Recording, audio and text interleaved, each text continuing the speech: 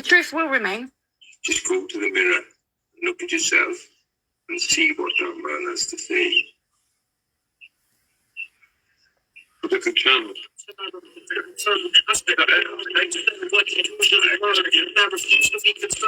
Simply the fight. And it's strange to see Nicola being found where she was found.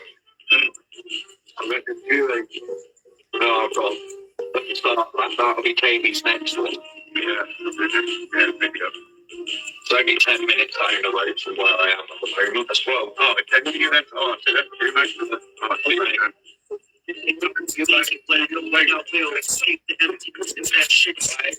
it's all right. I've got something like where I was on the day that happened. So on the 21st of February, Eric ECB was asking everybody to find Sabina's surname. Why was he asking that? She died the month before. Come on, what's your solid alibi for the day of the 27th of January 2023?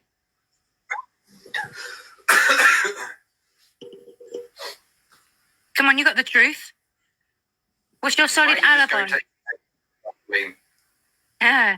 What's your solid alibi? Why don't you start with the truth? We know what the solid alibi is because the truth is incontrovertible, isn't it? We know what your so-called alibi is because the truth is incontrovertible. Four children lost their mothers. You tried to imply that Nicola Bully and Lyndon, all during that live, you remember, need to go and sit there and forensically test the bench and all of that. Even Grobnob mocked you, yeah? So it's okay for you lot to sit there and make insinuations against the husband of a missing woman, but no one's allowed to say anything about you.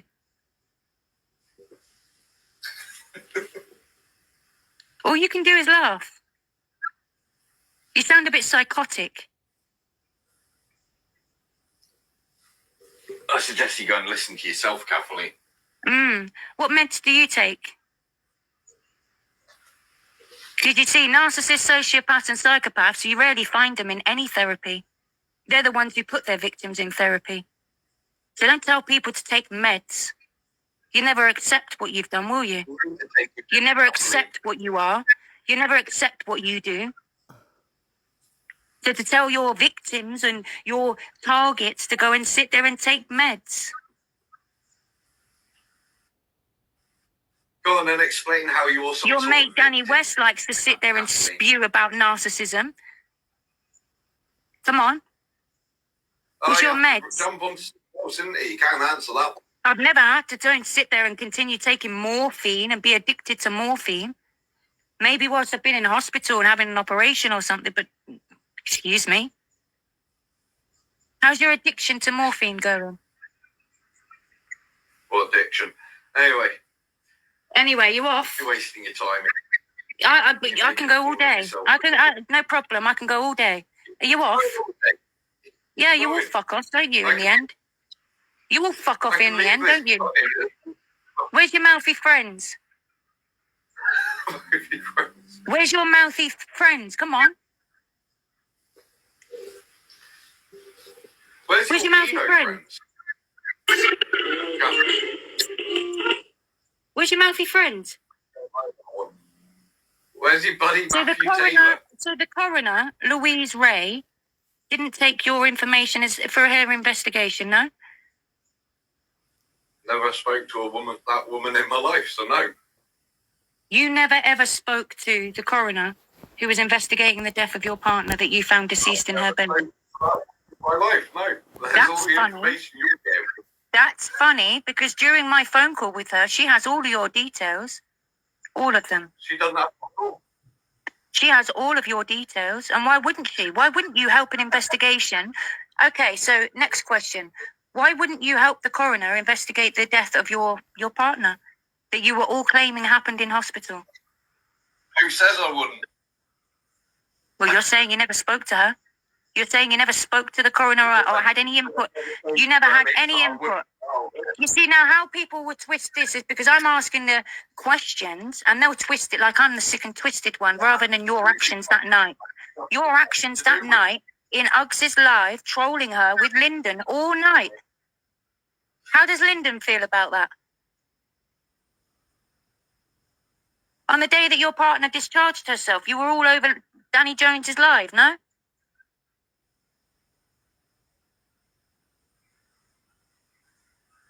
How is it you can't answer these questions? It's nothing to do with you. How is it you can't answer these questions? It's not about whether it's to do with me. Her 2 children need answers. They're going to want answers. Her family need answers. I bet the family don't know what you were doing that night. Really? I bet the family don't know that you're addicted to morphine. I bet the family don't know what you were putting their family members through. I bet they don't know. And that's why you had to fabricate stories that I've gone and contacted them. Really? Hmm. Seen the evidence Don't be quiet. that you decided. Come on, so you see earlier when you were going on earlier on, when you're going calling names, what names are you going to call me other than take my meds, do all of it? What are you going to call me? Go on.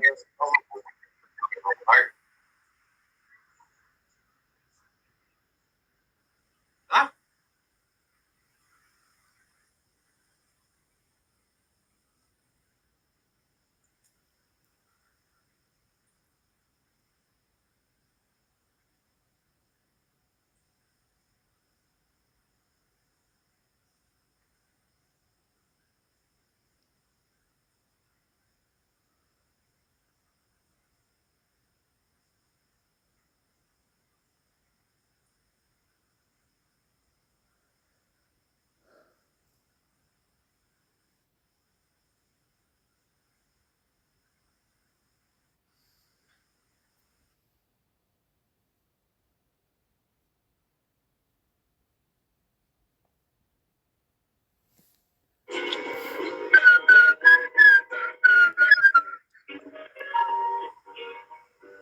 You done chatting shit.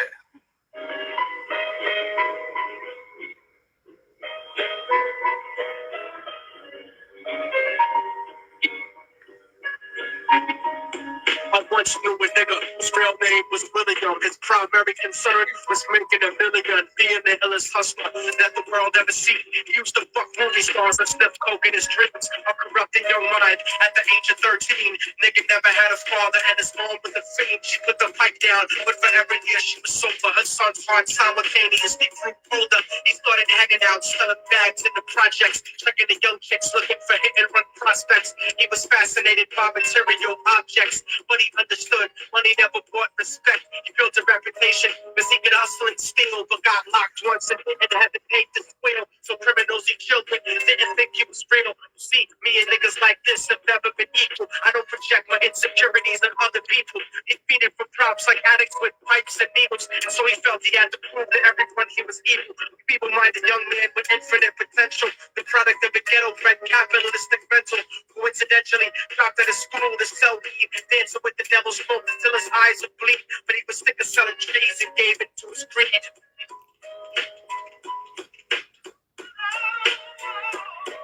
Everyone trying to be tripe, never face the consequences. You probably only fit a month for minor offenses. Ask a nigga doing life if he had another chance. But then again, there's always the wicked that knew in advance. Dance forever with the devil on a cold cell block. But that's what happens when you break murder and cell rock. Devils used to be gods, angels that fell from the top. There's no diversity because we're murdered in the melting pot.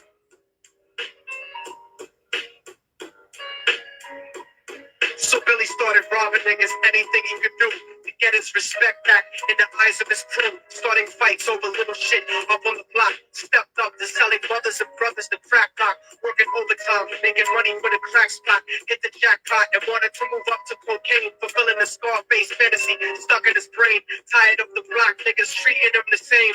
He wanted to be major like the cutthroats and the thugs. But when he tried to step to him, niggas showed him no love. They told him any motherfucking coward can sell drugs. Any bitch nigga with a gun can bust sluts. Any nigga with a red shirt can front like a blood. Even Puffy smoked the motherfucker up in the club. But only a real thug can stab someone until they die. Standing in front of them, staring staring straight into their eyes. Billy realized that these men were well guarded, and they wanted to test him before business started. Suggested raping a bitch to prove he was cold-hearted. So now he had a choice between going back to his life or making money with made men. Up in sight, his dreams about cars and ice made him agree. A hardcore